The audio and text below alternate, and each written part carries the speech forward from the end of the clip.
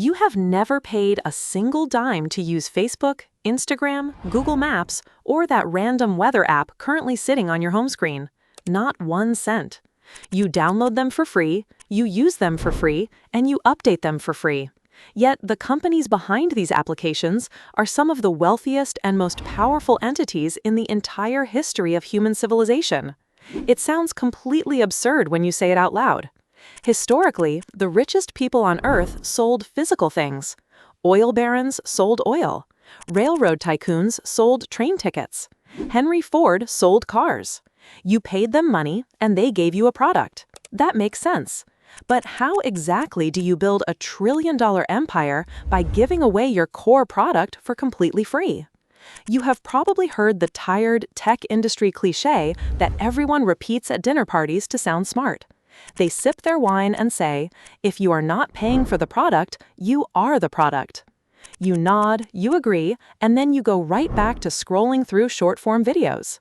But nobody ever stops to tell you exactly how much you are worth in actual human dollars. Let us do the math right now. If you live in the United States or Canada, Meta, the parent company of Facebook and Instagram, made about $68 off your specific eyeballs in just the last 3 months of 2023 alone. That means they are extracting over $270 a year from you, just for existing on their platform, just for scrolling. They are not giving you a fun, free place to share vacation photos with your aunt. They are farming you. Most people think they completely understand how this business model works. You assume it is basically just the modern version of a digital billboard. You think to yourself, okay, the app shows me an advertisement for some overpriced running sneakers, the sneaker company pays the app a few pennies for the exposure, and everyone goes home happy. Big deal.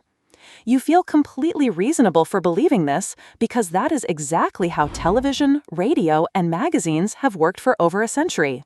You watch a sitcom on television, a commercial break happens, you see an ad for dish soap, and life goes on. It feels harmless, it feels passive. But reality is so much weirder, so much more invasive, and frankly, so much more lucrative than a digital billboard. You are not just looking at advertisements.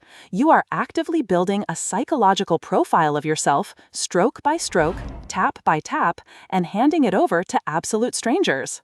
In 2023, Meta generated over $113 billion strictly from these supposedly harmless digital ads. You do not make $113 billion by putting up a passive billboard. You make that kind of money by knowing exactly who is driving by, where they are going, how much money they have in their bank account, and exactly what kind of emotional state they are in at that exact second. Think about the entire system like a guy setting up a free lemonade stand on your street. You are walking down the sidewalk on a hot day, and a friendly guy offers you an ice-cold cup of lemonade. You take a sip, it is delicious, and you think you just got incredibly lucky. Free lemonade, what a great neighborhood. But while you are standing there drinking, the lemonade guy is quietly taking notes on a clipboard. He writes down exactly what time you woke up and walked out of your house. He notes that you are walking a golden retriever. He sees that you are wearing Nike running shoes, that your shirt has a coffee stain on it, and that you look a little tired and stressed out. He jots down your license plate number as you walk away. He does not want your money for the lemonade, because as soon as you turn the corner, he runs down the street and sells this incredibly specific profile to the local dog groomer, the shoe store, and a nearby car dealership. He tells them exactly where you are, what route you are walking, and what you might be emotionally vulnerable to buying today. He is running a highly sophisticated surveillance operation that just happens to be disguised as a beverage. That is exactly what is happening in your pocket right now. This is not some paranoid hypothetical scenario either. Massive financial corporations like Experian literally sell what they call behavioral attributes and device intelligence to other companies, acting exactly like the lemonade guy selling your personal profile. Let us look at how wildly absurd this gets in the real world. Back in 2011, there was an incredibly popular Android app called Brightest Flashlight Free. It was a massive hit, eventually being downloaded over 50 million times. All this app did was turn on your phone's camera flash so you could see in the dark. That is it. It was a digital switch for a light bulb. Simple, right? But the United States Federal Trade Commission eventually caught them doing something deeply, deeply creepy. Whenever you used the app to find your keys in the dark, the app was secretly scraping your exact, precise GPS location and your unique device identifier and transmitting that sensitive data to third-party advertising networks. 50 million people thought they were just getting a handy little tool to see in the dark. Instead, they were broadcasting their exact geographic coordinates to data brokers. And here is the kicker. When you downloaded the app, it showed you an end-user license agreement and actually gave you a button to refuse data collection. But the Federal Trade Commission found that the app was already secretly sending your location data to advertisers before you even had the chance to click Accept or Refuse. The choice was entirely fake. It was a prop to make you feel safe. You thought you were using a flashlight. The flashlight was using you. Or take something as entirely mundane as checking the local temperature. In 2019, the city of Los Angeles officially sued the operator of the massively popular Weather Channel mobile app. Marketed as the world's most downloaded weather app, it had roughly 45 million active users a month. You download a weather app and, naturally, you give it your location so it can tell you if it is going to rain in your specific neighborhood. That makes perfect logical sense. Why would you deny a weather app your zip code?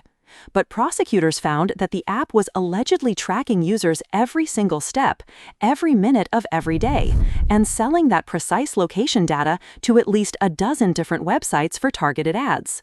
The city attorney explicitly pointed out that users surrendered their personal privacy because the disclosures about selling location data were intentionally buried deep inside a 10,000-word privacy policy. Nobody reads a 10,000-word legal document to check if they need to wear a sweater today. And they were not just selling this data to people selling raincoats. They were selling your physical movements to Wall Street hedge funds. Why on earth does a hedge fund care where you are? Because if they can track the foot traffic of millions of people walking into a specific retail store, they can predict that company's quarterly earnings and buy stock in it before the official numbers are released. They turned your daily morning commute into a tradable financial asset. You just wanted to know if you needed an umbrella, and you accidentally became a pawn in a high-frequency trading algorithm. This is not just a little side hustle for these tech companies to make a few extra bucks. This is the entire global economy now. The data broker industry, the invisible middlemen who quietly buy, package, and sell the intimate details of your life, was valued at a staggering $277 billion globally in 2024. Not a little, a lot. Every single year. They project it will grow to over $512 billion by 2033. These are companies you have never heard of, operating in massive server farms, holding thousands of data points on every single adult in the country. They know if you are pregnant before your parents do. They know if you are depressed, if you are broke, or if you are highly likely to impulse buy useless kitchen gadgets at 2 in the morning. When a company like Meta brings in roughly $134 billion in a single year, with over 97% of that revenue coming exclusively from advertising, they are not selling banner space. They are selling highly calibrated access to your specific psychological vulnerabilities. They are selling certainty to advertisers. They can promise a shoe company that their ad will only be seen by a 32-year-old man who just got dumped, hasn't slept in 2 days, and recently searched for running clubs. That is not advertising. That is behavioral engineering. But here is where it gets complicated. The tech giants want you to think this data extraction machine is entirely invincible. They want you to believe that giving up your privacy is just the mandatory cost of living in the 21st century. But the truth is, this entire surveillance ecosystem is actually incredibly fragile. It relies entirely on your ignorance and your apathy. And we know exactly how fragile it is because of what happened in 2021. That year, Apple released a software update for the iPhone that included a new privacy feature called App Tracking Transparency. It was not a ban on tracking. It was just a simple, plain English pop-up that asked users a very basic question when they opened an app. It basically asked, do you want to allow this app to track your activity across other companies' apps and websites? Given the clear, easy choice, the vast majority of people clicked a button that said Ask App Not to Track. That one tiny little button caused an absolute earthquake in Silicon Valley. That single privacy feature cost Facebook's parent company, Meta, an estimated $10 billion in lost ad revenue in just the year 2022 alone. $10 billion completely evaporated overnight. Not because people stopped using Facebook or Instagram, the user numbers were still massive. The money vanished simply because people stopped letting Facebook secretly follow them around the internet while they used other applications. It was a massive blow to their bottom line, so much so that Meta's chief financial officer publicly blamed Apple's iOS changes for their financial headwinds. Now, this does not mean Apple is some flawless knight in shining armor. They just want to keep you locked inside their own walled garden. In fact, after they launched this feature, Apple's own advertising business saw revenues jump to over $18 billion in a single quarter. But the absolute devastation it caused to Meta proves exactly how valuable your invisible, cross-app tracking data really was. It was propping up a $10 billion house of cards. Now, this does not mean you need to immediately throw your smartphone into the nearest ocean, delete all your accounts, and go live off the grid in a cabin in the woods. Modern life requires modern tools. These free applications provide real, tangible utility. Maps help you find your way home. Messaging apps keep you connected to your family. And social networks do genuinely entertain you. Giving up some of your personal data is the toll we collectively pay to drive on the superhighways of the modern internet. But you have to fundamentally stop thinking of yourself as a lucky consumer getting free gifts from benevolent tech billionaires. You are not the consumer. You are the inventory. Your attention, your daily habits, and your physical location are the most valuable, highly sought-after commodities on planet Earth right now. You are worth hundreds of dollars a year to these companies, and they will fight tooth and nail to keep extracting that value while keeping you completely in the dark.